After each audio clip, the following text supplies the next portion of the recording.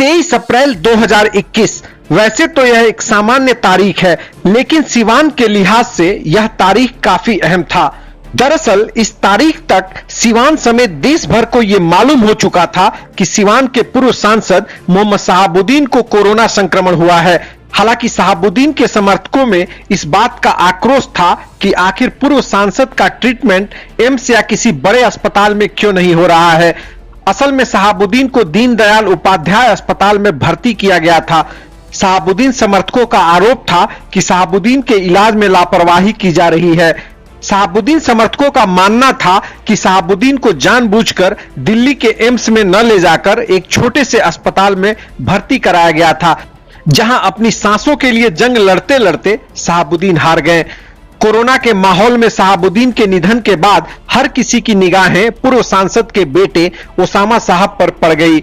दरअसल जब लोग घरों से डर के मारे नहीं निकलते थे, उस दौर में ऐसे किस्से सामने आए थे कि जिन्होंने समाज का ताना बाना ही समाप्त कर दिया था।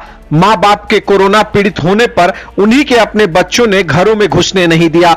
लोग मदद मदद चिल्लाते रह गए, लेकिन कल तक साथ बैठकर चाय पीने वाले मोहल्ले के लोगों ने अपना गेट तक नहीं खोला। कोरोना से मौत हुई मां के शव को बच्चों ने नगर निगम को जलाने के लिए सौंप दिया। उस दौर में सिवान के दिवंगत सांसद शहाबुद्दीन के बेटे ओसामा साहब ने समाज के गाल पर जोरदार तमाचा मारते हुए आईना दिखा दिया था। जिसके पिता पर कई मुकदमे थे, उसका बेटा अपने पिता को मरने के बाद सम्मान दिलाने के लिए धर्म युद्ध लड़ रहा था। यह वही दौर था जब कथित सभ्य समाज के सभ्य पिता के असभ्य पुत्रों ने पिता के शव को कूड़े में फेंक दिया। ऐसे में ओसामा साहब ने जो किया वो आदर्श बेटे की मिसाल बन गई। यह भी सच है कि शहाबुद्दीन ने जिस राजद को अपने खूनों से सींचा था, वहां से भी बस ट्विटर ही खेला जा रहा था। अस्पताल में मौत होने के बाद अस्पताल प्रशासन चाह रहा था कि आम कोरोना संक्रमित मरे व्यक्ति की तरह पूर्व सांसद को भी दफना दिया जाए, लेकिन ओसामा साहब अकेले उस कुरुक्षेत्र के मैदान में अभिमन्यु की तरह डट गए। ओसामा चाह रहे थे कि उनके पिता को सिवान दफनाया जाए, क्योंकि शहाबुद्दीन को सिवान और अपने पैतृक जगह से लगाव था। ओसामा के साथ इस लड़ाई में शहाबुद्दीन से मोहब्बत करने वाले लोग भी खड़े थे। आम आदमी पार्टी के विधायक अमानुतुल्लाह और कांग्रेस के इमरान प्रतापगढ़ी भी पहुंचे थे, लेकिन राजद से कोई नहीं पहुंचा। कहा जाता है सुख में तो कोई खड़ा हो जाता है, जो दुख में खड़ा हो वही असली मायनों में हितैषी है। काफी मशक्कत के बाद ओसामा ने अस्पताल प्रबंधन को झुका दिया।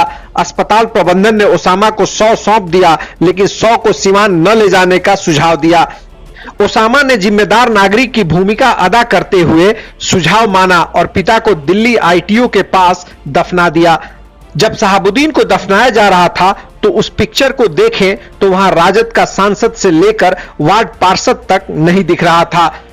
एक वह भी दौर था जब शहाबुद्दीन के काफिले में हजारों लोग चलते थे, लेकिन यह स्वार्थ आधारित समाज किसी का नहीं हुआ है, चाहे आप कितना ही समाज सेवा और सामाजिक बनते फिरते रहिए।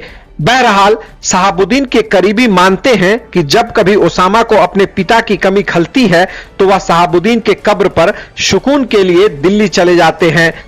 जब कभी राजनीतिक और सामाजिक रूप से कमजोर होते हैं तो वहां जाने के बाद वह स्फूर्तिवान हो जाते हैं।